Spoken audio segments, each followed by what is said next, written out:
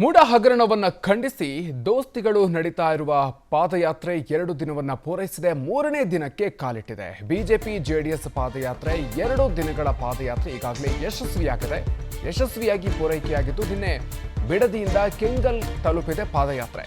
ಇವರೆಗೂ ಕೂಡ 42 ಕಿಲೋಮೀಟರ್ ಪಾದಯಾತ್ರೆ ಆಗಿದೆ. ಬಿಜೆಪಿ ಜೆಡಿಎಸ್ ನಾಯಕರು ರಾಮನಗರದಲ್ಲಿ ಬಹಿರಂಗ ಸಭೆಯನ್ನು ನಡೆಸಿದರು. ಈ ಸಂದರ್ಭದಲ್ಲಿ ಡಿಕೆ ಶಿವಕುಮಾರ್ ಅವರಿಗೆ ಎಚ್.ಡಿ. ಕುಮಾರಸ್ವಾಮಿ ಕೌಂಟರ್ ಕೊಟ್ಟಿದ್ದಾರೆ.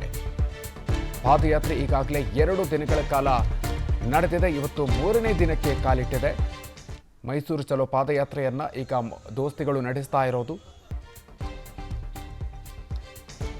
ಇನ್ನು ಕಮಲತ್ತೇನೆ ಕಾರ್ಯಕರ್ತರ 3ನೇ ದಿನದ ಪಾದಯಾತ್ರೆ ಇಂದು ನಡೆಯಲಿದೆ. ಕೆಂಗಲ್ನಿಂದ ನಿಡಘಟ್ಟದವರೆಗೂ ಕೂಡ 3ನೇ ದಿನದ ಪಾದಯಾತ್ರೆ ಇವತ್ತು ನಡೆಯುತ್ತೆ.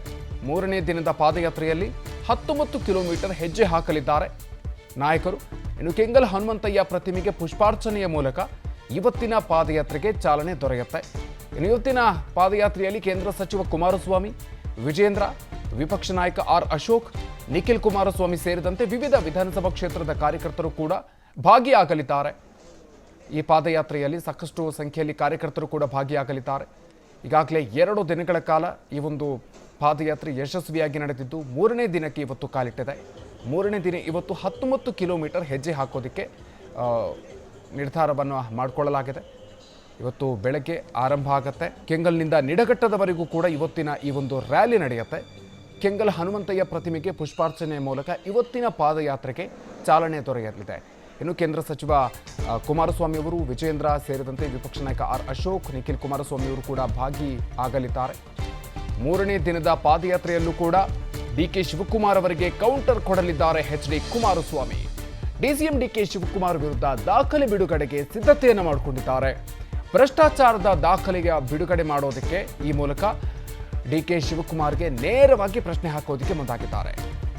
ಕಾಂಗ್ರೆಸ್ ನಾಯಕರ ವಿರುದ್ಧ ದಾಖಲೆ ಬಿಡುಗಡೆ ಮಾಡೋ ಮೂಲಕ ಕೌಂಟರ್ ಕೊಡೋದಕ್ಕೆ ಈಗ ದೋಸ್ತಿ ನಾಯಕರು ಸಜ್ಜಾಗಿದ್ದಾರೆ. ಅದರಲ್ಲೂ ಕೂಡ ಡಿಕೆ ಶಿವಕುಮಾರ್ ವಿರುದ್ಧ ದಾಖಲೆಯನ್ನ ಬಿಡುಗಡೆ ಮಾಡೋದಕ್ಕೆ ಇವತ್ತು ನಿರ್ಧಾರವನ್ನ ಮಾಡಿದ್ದಾರೆ.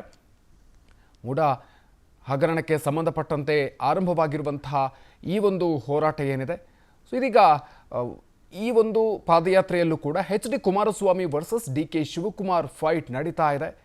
ಇಬ್ಬರು ಕೂಡ ಒಬ್ರಿಗೊಬ್ರು ನೇರ ಸವಾಲುಗಳನ್ನು ಹಾಕ್ತಾ ಇದ್ದಾರೆ.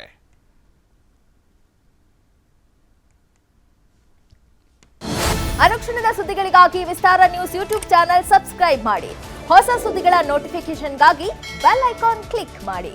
ಲೇಟೆಸ್ಟ್ ಅಪ್ಡೇಟ್ಸ್ಗಾಗಿ www.vistaranews.com ವೆಬ್ಸೈಟ್ಗೆ ವಿಸಿಟ್ ಮಾಡಿ. ಅಂಗೈಯಲ್ಲೇ ಜಗತ್ತಿನ ಸುದ್ದಿ ತಿಳಿಯಲು ವಿಸ್ತಾರ ನ್ಯೂಸ್ ಕನ್ನಡ ಆಪ್ ಡೌನ್ಲೋಡ್ ಮಾಡಿ.